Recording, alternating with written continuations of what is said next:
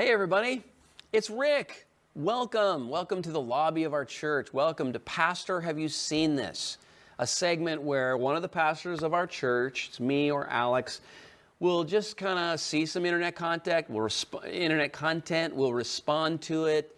And the purpose of something like this is so that you get helped, like so that you maybe say, oh, that's how Christians think about that, or maybe that's a controversial area, or that's an area of intramural debate inside the church, and I never knew how certain Christians looked at that, and so hopefully that helps you. Sometimes that helps us sort issues, like we say, oh, that's super important, like that's like right at the center of what Christians all should believe, and then you say, oh, that other thing is maybe not in the center. And sometimes a conversation like this helps us understand that. So I'm hopeful that you're helped by that. And if you disagree with me, that's fine too.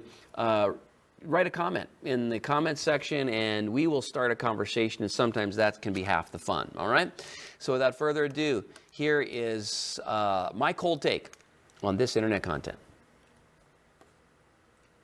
Yo, this is wild. It's written for the temple to be rebuilt. That ushers in the end times. All the tools that they use within the temple need to be cleansed. In order to do that, they sacrifice a red heifer. There's only been 9 red heifers ever sacrificed. The last red heifer to have been sacrificed was 2,000 years ago. A cattle rancher in Texas got invited with these rabbis to go look for red heifer. They found 5. The process was insane. They could never have been yoked. No one could have leaned on them. That's why it's been 2,000 years. They determined, we finally found them. These 5 heifers are in Israel right now being protected and guarded. They have 9 months to sacrifice this red heifer because they can't be older than 3 years old. He's basically saying if this happens, we're now in the trajectory of this end times prophecy stuff. What's crazy too, with each sacrifice, Look at this guy's mix the reaction. ashes of the previous red heifers. When they found the Dead Sea Scrolls, they also found a jar that had the previous 9 red heifers' ashes in it. Weird. Dating back to Moses. Red heifer. Yo, this.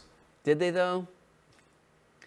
Okay, well, color me skeptical on the claim of the last 9 heifers found in the Dead Sea. But let's just go back to the general principle. Yes, the law of Moses lays out the need for the sacrificing of the red heifer. Now, just to give you some framework on this, I'm an old guy now, and end times.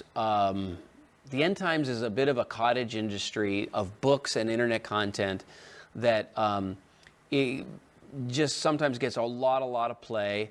And then when something audacious is said, like Jesus is going to come back in 1988, and then based on what? Well, here's what I was told. So just imagine this, that they believed that it had to be a generation, which is 40 years in the Bible's general accounting of a generation from the reestablishment of the nation of Israel.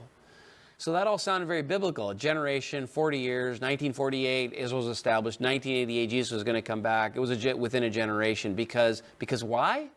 Oh, because Jesus said, these events, this generation will not pass away before these events have taken place. But then these events, we're not talking about the restoration of Israel as one of the events. So you can see that sometimes the end times industry just is piecemeal, looking for patterns in prophetic literature in the scripture that you have to sometimes really strain to get connection. So now you got the red heifer, commandments in the law of Moses, and just so you know, guys, they were talking about a red heifer in the 80s. I remember that. First red heifer found in Israel. You know what this means?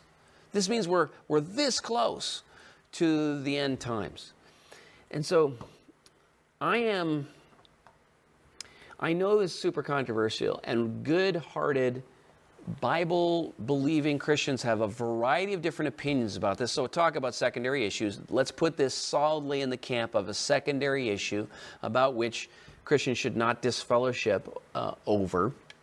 But nevertheless, this is my take, that I don't think, to put it very bluntly, I'm not a dispensationalist, so I don't think that God has to end his program with the Gentiles in order to take up a program with the Jews. And that means I don't think we are beholden to need a temple reconstructed in downtown Jerusalem before Jesus can come back.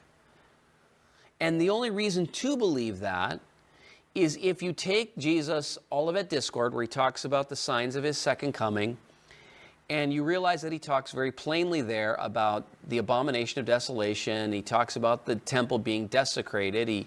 He mentions it there in Luke's version of, I believe, the same sermon, also there. And you say, well, if there's a desecration of the temple, we got to have a temple. So the temple has to be rebuilt. But wait, the temple is already destroyed in perfect fulfillment of this prophecy. Because Jesus said, in response to the disciples ogling the temple, look at this great temple. And Jesus said, you see this? This is going to be torn down. And they said, really? When's that going to happen? What will be the sign of this and the sign of your second coming? And then Jesus goes and tells them what it's going to look like when the temple gets torn down. And he talks about it in meticulous detail. And this then happens. And it happens within a generation of when he has this conversation in a perfect fulfillment of everything he says.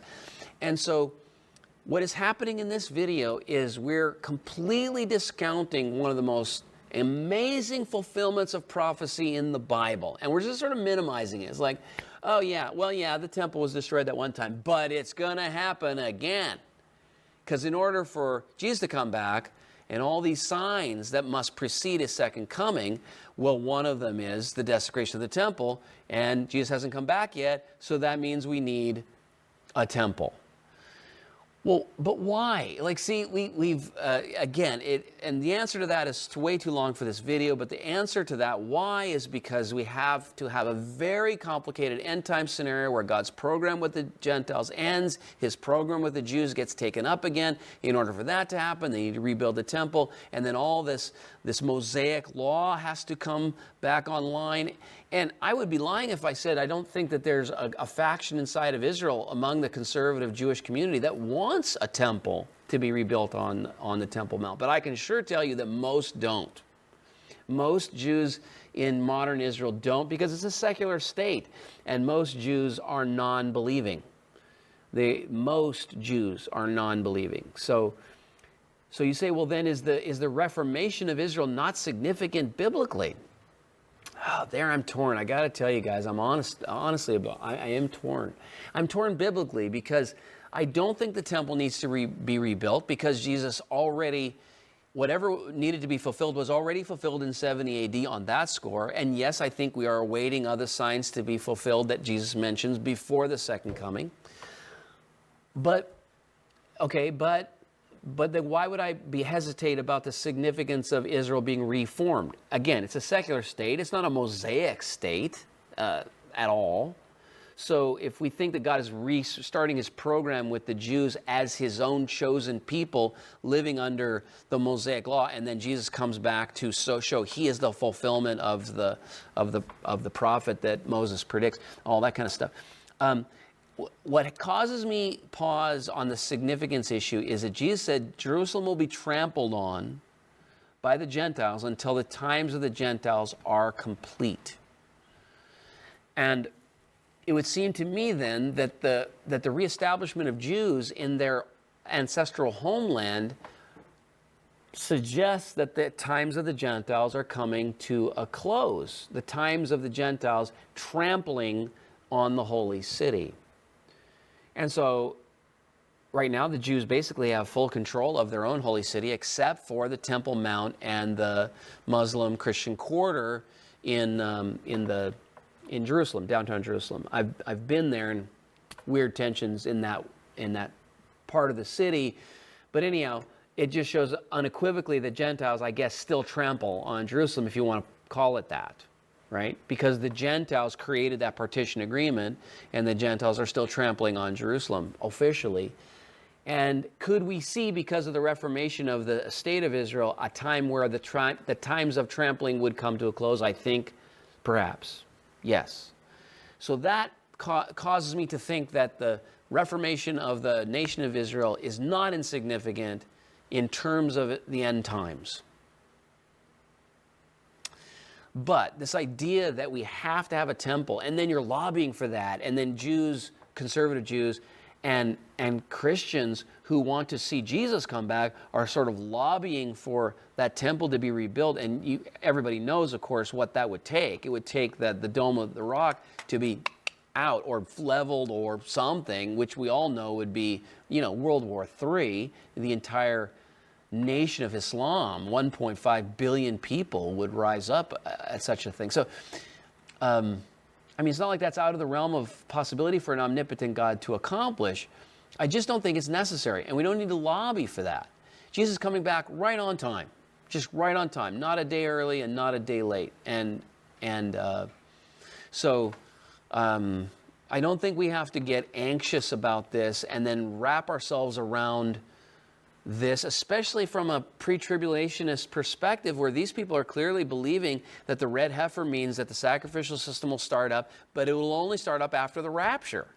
And so it won't even affect these guys, because they're Christians who will be whisked out of here at the secret coming of Jesus before the time of the Great Tribulation. Something I also think strains the biblical text to the breaking point. But we won't get into that here, because that's another video. Hey, you want to send me something on rapture? Let's talk about that. But regarding the red heifer thing, I just have a lot of skepticism about the whole hermeneutic that sees two completely different programs for Jews and Gentiles since Jesus, and therefore to get all excited about the fact that a guy in Texas has a red heifer. And just some context, everybody. They've been talking about red heifers for like 40 years. So I don't know why we're getting excited about it now. Apparently there were red heifers, very unique red heifers in the 80s. And